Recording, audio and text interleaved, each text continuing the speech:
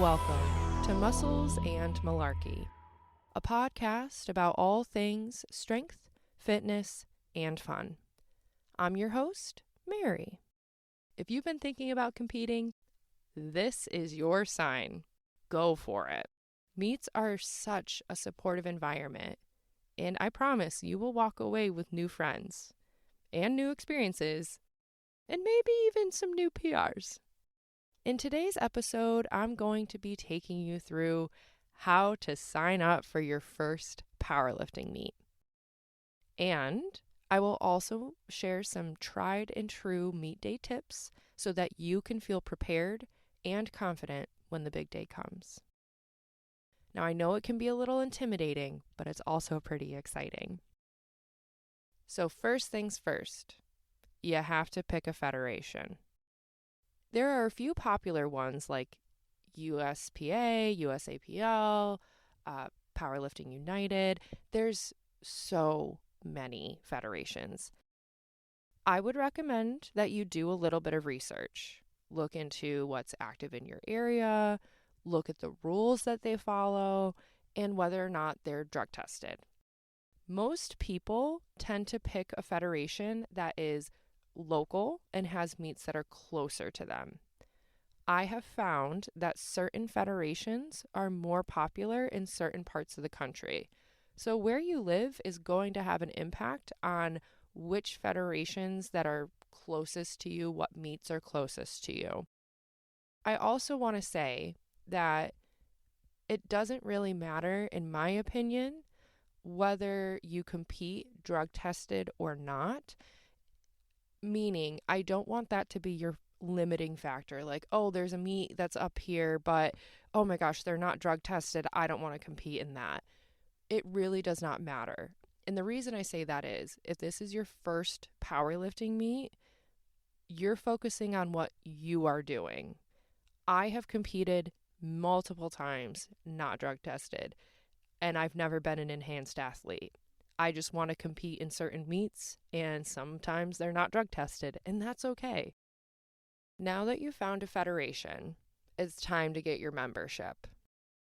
Most feds do require you to buy an annual membership card in order to compete. So this is typically anywhere from like $30 to $75 or like plus or minus a little bit. It all depends on the federation. Go to that federation's website and find some upcoming meets. Don't wait too long to sign up for a meet if you are interested in that meet, because the meet director is looking at numbers and looking to see what supplies they need to buy, how many of things they need to buy. And if you wait until the last second to sign up, you're not allowing the meet directors to prepare like they should be able to. Usually, registration opens many months in advance. A lot of people plan out their meets like well in advance. Not everybody does. Some people do fly by the seat of their pants. Now, when you go through your registration and sign up for the meet, you'll select the weight class that you're going to compete in and your age division. You can always change your weight class up or down one from where you signed up from. I've had to do that in the past. It's really not that big of a deal, especially for your first meet. Here's a very helpful tip. Do not cut weight for your first meet. When you sign up for a meet, sign up at the weight that you are, okay? Because it's not worth it adding the additional stress of having to make weight for a powerlifting meet when it's your first time doing it. If you're not on a high level, you don't need to worry about a water cut or a gut cut or anything like that. Like, that is a non-issue. Sign up at the weight that you already are, okay? Now that you've registered for your meet, I can't stress this enough. You need to understand the rules of the federation. Every fed has a rule book online. It covers commands, equipment rules, and how attempts work. Read your rule book. It will save you from stupid mistakes on meet day. You don't want to be pulling up your phone in between your first and second attempt and being like, well, hold on, how do I do this and how? No, read your rule book, okay? Because the rule book is also going to explain the weigh-in process. It's going to explain what you're going to need, and it's going to explain all the rules of the day. Now, if you listen to my episode with Megzy, you know that being prepared is a really beneficial thing. Depending on the federation that you're competing in, you will do a gear check before the meet. The meets that I've done, it's typically the day before. There are some federations where it's like the day of, 2 hours before competition or something along those lines. You need to make sure that you have your federation approved gear. And you'll find out if your gear is federation approved if you, say it with me now, class, read the rule book. Yes, good job. A+.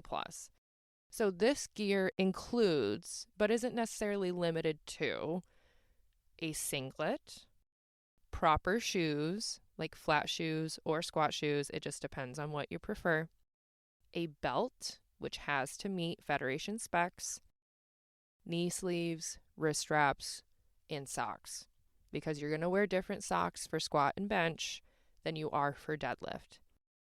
And when you go to gear check, you're also going to need to show the person checking you in your federation membership card, your ID, so it is you that is the person that is competing. Then you'll also give them your rack height for squat and for bench. Usually what happens is prior to going into your gear check, someone will be working like the squat rack or the bench and have you come over and just kind of feel it out. Pro tip, when you're finding your squat rack height, wear the shoes that you're going to wear when you are squatting. I know that sounds like a duh moment, but I think people forget that in the mix of everything. The other things that you're going to need for the meet day itself is food and drink. You're going to want to have plenty of water, electrolytes, any energy drinks you might need. You're going to want some easy to digest snacks like rice cakes, maybe a protein bar, some Sour Patch Kids or gummy candy for some quick carbs. Make sure that you eat something salty in between your squat and your bench because that will just help you. Depending on the length of time that your meet is going to take, you might need to have actual meals. For example, I have competed in meets where there are only 2 flights. So we start lifting by 9 a.m. and we're done by like 2, 3 o'clock in the afternoon. Now, I have also done meets where we start lifting at 8 and it doesn't finish until 8 p.m. That's a 12-hour day. You're going to need some actual real food. And please, I can't stress this enough, don't try something new the day of the meet. If you have a meal that you know your body can tolerate really, really well, and it's probably pretty basic, it's probably pretty simple, stick with that if you have a longer meet. I would not recommend doing a 12-hour meet as your first meet. That's a really, really long day. Some extra things that you can have in your bag. Shout out to Megzy, an extra pair of shoelaces, because of course you could be someone's hero. I do think it's helpful to have some chalk.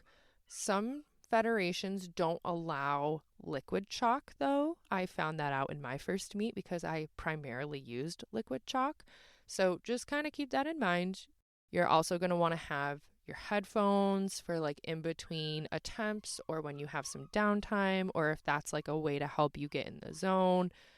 It wouldn't be a bad idea to bring like a small towel with you because inevitably there's always something that gets spilled. There's always an energy drink that gets spilled or whatever. It wouldn't be hurtful to have that. You're going to want to bring stuff for your warm-ups. So I have a couple different bands that I use. Some people like to use a foam roller or a lacrosse ball. I would recommend bringing your normal gym bag with you, because there's so many things in that you don't have to think about that are just on hand. So, for example, one of the last meets that I did, I had my gym bag with me and I used my clips while we were doing our warm-ups. Not because they didn't have clips there, but because that was something for me that was like, okay, this is just another day in the gym. You know, I'm just doing my normal workout. So there are some small things that you can do on meet day to help you get your mind right. Now let's talk about how to actually not just survive, but thrive on meet day. Tip number 1. This is very ironic that I'm saying this because I'm notoriously late to everything, but I recommend getting there early. If it's a federation that does like day of gear check and weigh-ins, you are going to want to get there early so you can get those, you can get checked in and weigh in and all that stuff. But if you are competing in a federation that has 24-hour weigh-ins, gear check, then you're still going to want to get there early. That way you're not rushing. You have some time to kind of decompress. You can get yourself settled and sorted in a spot in the warm-up area. Rushing is stressful and you don't really want that energy. The biggest tip that I can give you is to listen for your commands.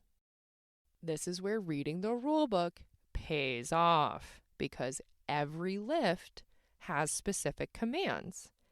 And if you miss a command, the lift doesn't count. Even if it was easy, it does not count. Before the meet starts, the meet director will have a rules briefing with everyone. And that's where they're going to go through. Here's the commands for squat. The meet director will also explain the rules for each lift. So even if you didn't read the rule book, you will still be told what the rules are and what the infractions are. I would not recommend doing that. I recommend reading the rule book and understanding it, because there have been a couple times where I have asked a question and the meet director's like, oh, that's such a good point. Thank you for asking that. So even though the meet director is going to go over the rules and the commands, it's still really good to be familiar with them. So then that way there's no surprises. You know what the standard is. Now that you've checked in, the rules briefing has gone on, and you're going to start the actual meet, something I want to recommend or encourage is starting conservatively with your attempts, okay? So when you do your gear check, your weigh-ins, you give them your rack heights, you are also going to give the workers your first attempts for squat, bench, and deadlift, okay?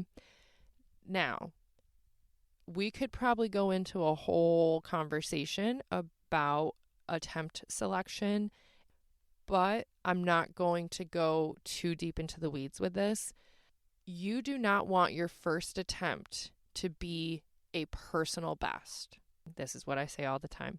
You want your first attempt to be something that you can do for 3 reps after you got hit by a bus, you had COVID, you fought a kangaroo in the parking lot. Okay, that's what you want. You want your first attempt to be so easy that you're not stressing out about it.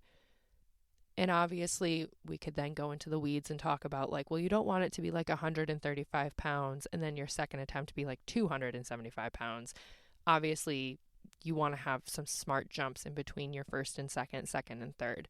But the point of this is to do something that you can confidently hit and then build that momentum and that confidence for attempts 2 and 3.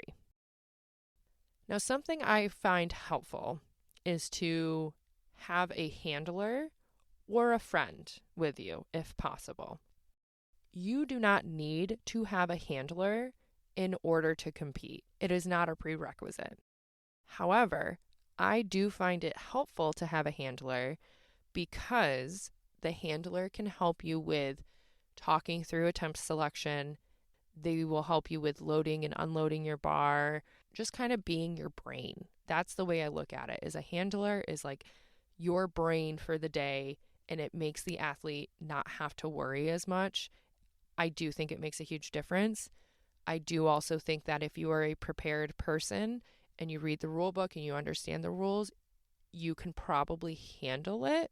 That was funny. You can probably handle it yourself, but I do find it to be helpful, especially with finding the pace of the day, timing out your warm-ups and stuff like that. It's just so nice to have somebody else do the thinking for you.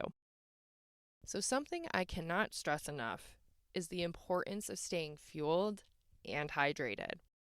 That's why you're bringing your electrolytes. That's why you're bringing your easy to digest foods. You need to make sure that your body has enough energy to complete all 9 attempts. Okay? You don't want your energy to crash on the day. Keep snacking between lifts, drink your water, drink your electrolytes, time out some caffeine if that's how you work, okay? Don't be silly and think, oh, I don't need anything, I'm not hungry. Even if you don't feel hungry, I promise you, you need food. You need food. You need to fuel your body. My final tip, and this I think is the most important one of all, so please open up those ears and listen. You need to have fun and soak it all in. Your first meet is about learning the process, learning how to compete, learning how to be an athlete that participates in the sport of powerlifting. We're not focusing on breaking records, okay? We're not focusing on being, winning the meet and being number one. Enjoy the atmosphere. Cheer for the other lifters. Just take it all in. Enjoy yourself. You've heard me say this before, and I'm going to say it again. Powerlifting meets are supposed to be fun, okay? Now, as a very small aside, I want to talk a little bit about my first powerlifting meet. I first competed October 26th of 2019, and I competed for USAPL, which is like my only meet that I've ever done USAPL. I was 25, which is wild to think about. It's been a minute. My first total was 793 pounds. That is so funny. Oh my gosh. I honestly haven't looked at this, like all of my numbers, in a really long time. I remember doing that with my friend Em, who was on season 1, episode 6. I remember being very nervous. I remember having so many questions. And even though I read the rule book and blah, blah, blah, I think it was really helpful to be able to do my first meet with a friend. So I had someone I could ask questions to and, just like talk things out so I wasn't so nervous about everything. I also had my then boyfriend, now husband, there with me, and he was very supportive and helpful. I just remember doing that meet, and I was like, oh my gosh, I want to do this again. I think it's just really important to remember to have fun and enjoy yourself and not take things too seriously. Find something that you really enjoy that makes you feel strong and powerful. Because that's how I felt after my first meet. I was like, oh my gosh, this is so cool, and I can't believe that I did this. And I've been doing it ever since. So I'm about to start meet prep tomorrow, actually, for my meet in December. So that's really exciting too. So there you have it, friends. That's how you sign up for your first powerlifting meet, what you need to bring, and some good meet day survival tips. Thank you for tuning in. If you enjoyed this episode, please follow, share, rate, and review. It helps the podcast grow and reach more people. Do you have any questions or suggestions? Email me at musclesandmalarkey@gmail.com or find me on Instagram at musclesandmalarkey. Yeehaw and yee-claw, everybody.